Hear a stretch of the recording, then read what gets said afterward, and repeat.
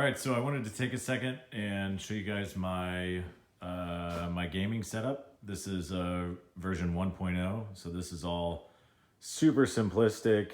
I probably won't stay this way for long. Again, I'm new to gaming at this point, new to PC gaming anyways, new to streaming, so I wanted to show you what I started off with. This right now is in the corner of my living room. It's on a pretty cheap, little card table. It was a good spot for it, and it was easy for me to hardwire this directly into my modem, which is one of the primary reasons I've got it here. So what I've got here, and I'll take a separate, I'll move the CPU or the tower here in a second, and probably go over the specifics of that. But I've got a Corsair tower that's got, I just built that about 3 weeks ago on a budget build from a place that I found.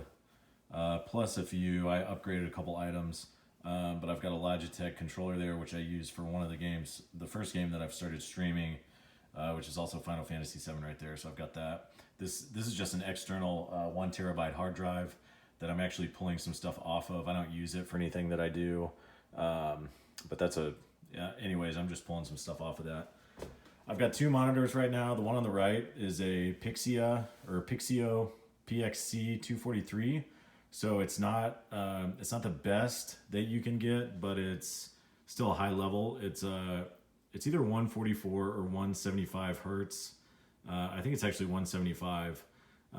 So it's decent. It was a decent price. It wasn't quite as expensive as some comparable monitors, and it's what's the word? It's curved. It's a curved screen. So it's a pretty nice little monitor. It's worked well for me so far. The one on the left here is a leftover monitor I had from an old, just regular PC. It's not a very good monitor, but it'll work for a backup when I've got my stream pulled up, or if I've got a strategy guide or something on the internet I want to look at while I'm gaming on this computer. It works pretty well. We'll go with the camcorder, or the camera. The webcam is a Logitech, and let me just pull all this stuff up. I think it's a C903, that's what it's called. C920. Yeah, so it's a Logitech C920. It's 1080p, as you can see here. I don't think it does 4K, which I'm not super worried about anyways. It seemed to work pretty well so far. It was fairly inexpensive. I think it was 89 bucks maybe. So not super, may have been even less than that. So pretty nice. It works well for what I need right now. The keyboard I bought, which was towards the higher end of price. It's not the best one you can get, but it's also not the cheapest one. It's just I believe a G Pro. Obviously it's got the RGB and all that stuff. You can see right here, it's the Pro, so I can customize all this stuff. It's one of the things I like about Logitech. The mouse is a wired G203. Not super expensive. That cost 40 bucks, I believe. I didn't want to drop a whole lot of money on a mouse because honestly I'm new to keyboard and mouse gaming, so I wasn't going to spend a bunch of money on something I'm not really sure what I would prefer anyways. So I just went with something fairly inexpensive that would still work well. The mouse pad I got donated. Works just fine. It's a Logitech mouse pad, I believe is what that is. Anyways, it works well. We've got the mic boom and the microphone. That part was donated. It works pretty well. It definitely works better, I think, than a headset that's got a microphone built in. This is an Audio Technica. I don't know if you can see that. Audio Technica. Not the highest quality. It's certainly something that I'm looking to upgrade, but for starting off, it's worked fine. Another item that I didn't want to drop a whole lot of money on just yet is the headset.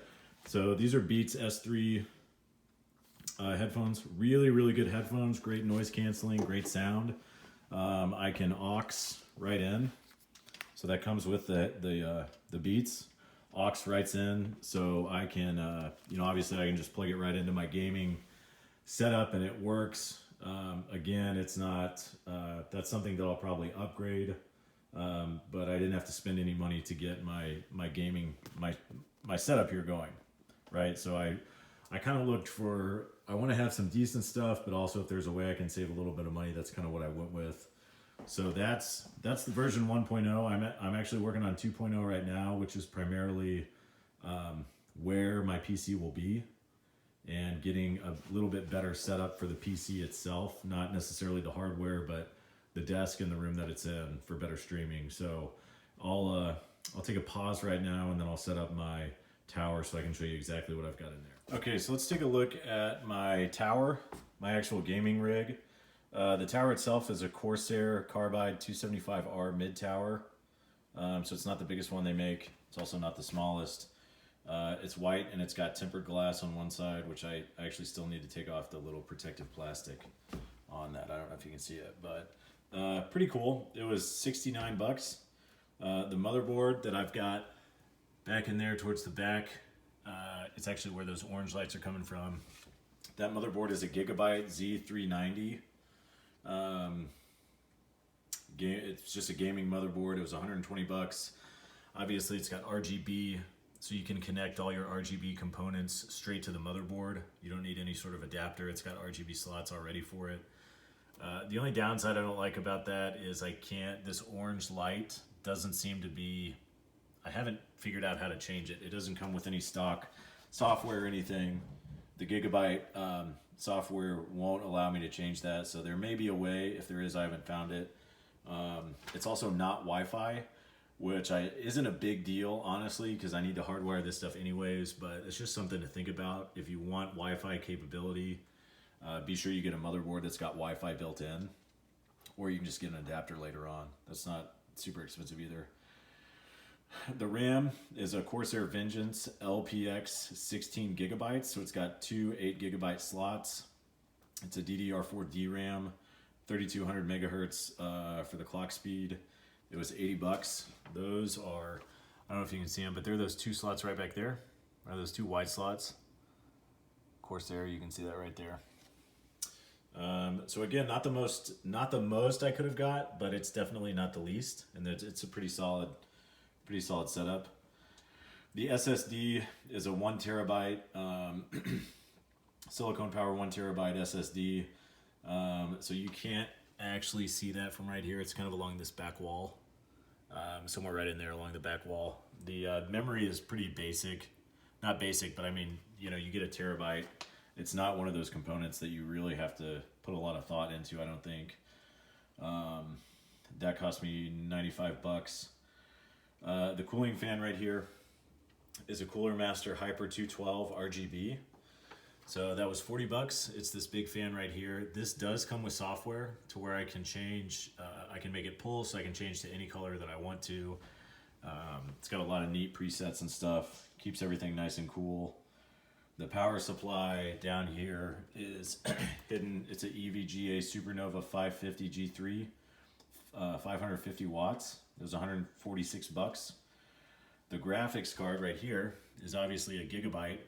It's a GeForce RTX 2070. It's got 3 fans built in, 8 gigabytes. That was $520. Probably the most expensive piece of it. The graphics card is something I felt like upgrading a little bit. The budget build that I looked at had me purchasing, I think, a 2060, and I wanted to pay, which was about 350 bucks, I think, or 400. So I wanted to pay a little bit more to get a little bit better graphics card, which I did.